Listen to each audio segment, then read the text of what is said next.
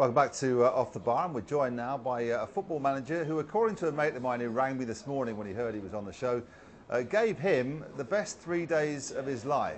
I'm not quite sure, Alan Pardew, what it's referring. I presume it's Cardiff, is it?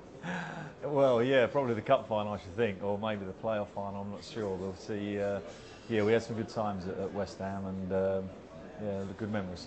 I don't really want to start by looking back, but I mean, you've got to look back at that cup final, which is one of the most entertaining in recent years. And a Liverpool fan turned to me after it and said, "You should have won that," which I thought was a marvellous testament. I cried all the way home along with my 11-year-old son. I mean, not as much as I did. Did you know then that it was a peak? I mean, how big a game was it for you? Well, I just felt the game was ready for us. We had our towels up, and it was a cup final, and we kind of bossed the game to a certain degree. It was a crucial moment because winning a trophy at the moment in England as an English manager is very, very difficult. I don't want to perpetuate the West Ham theme, which runs through this show, but there's one question. A lot of the people I speak to who follow West Ham say that you were hard done by. I mean, presumably you'd agree with that, would you?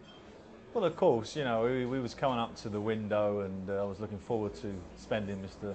Magnussen's money wisely, hopefully, but he didn't give me the chance. So, I was aggrieved about him really more than anything else, because my time at West Ham and the fans and everybody there was an absolutely brilliant experience, and I have a strong bond with them still, and still have West Ham fans all the time coming up to me and thanking me for my services. But I really wish I'd got to that window, because we did need to, second year in the Premiership, we needed to bring some fresh faces in.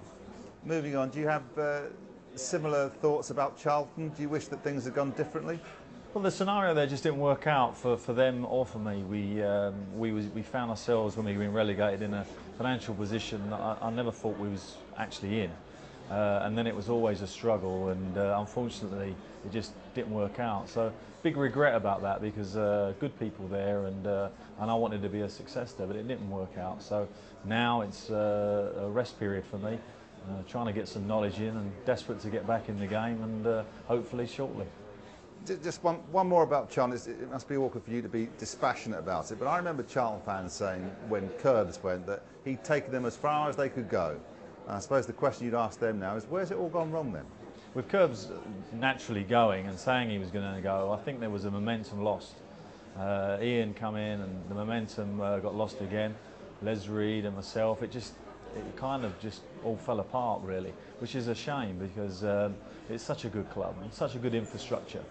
And although they find themselves in a terrible position at the moment, I think they've still got an opportunity, hopefully in the summer, to restructure and come back, because the game needs clubs like Charlton. I think the game needs managers like you. I remember when you came to West Ham, I came along and did a bit of media training, which is not something I've been asked to do very often by football club managers. You think outside of the game quite a lot, don't you? Well, I do, and I've tried to use this time I've had off to widen my knowledge of different sports, different codes, and try and get myself in a position that next time I go in, hopefully I'll have a good agenda, and I can do a rapid improvement as I did at Reading and West Ham, and I'm very much fired up for that at the moment. But I think it's important to look at other disciplines and take as much as you can, and obviously we got yourself in, and to speak to the boys, it didn't work out that great for us. We had a bad media year, but the full process was to try and educate players on all aspects of life, not just football. Well, what about what lies ahead? I mean, if you run your name through a search engine, about 19 clubs come up. I mean, are you prepared to give us an exclusive on who might actually get the signature? No, I mean, I feel that the clubs now will probably run till the summer with their managers, and hopefully, all those scenarios and their best wishes come true, but probably they won't. And that will probably be my opportunity to come back in the summer, and I'm looking forward to it. And as I say, I just want an agenda where I think I've got a fair chance, because after the experience of Charlton, I do feel that I want to get the right club for me. And when you do get the next job, give us a call. I'll give you some media training for free.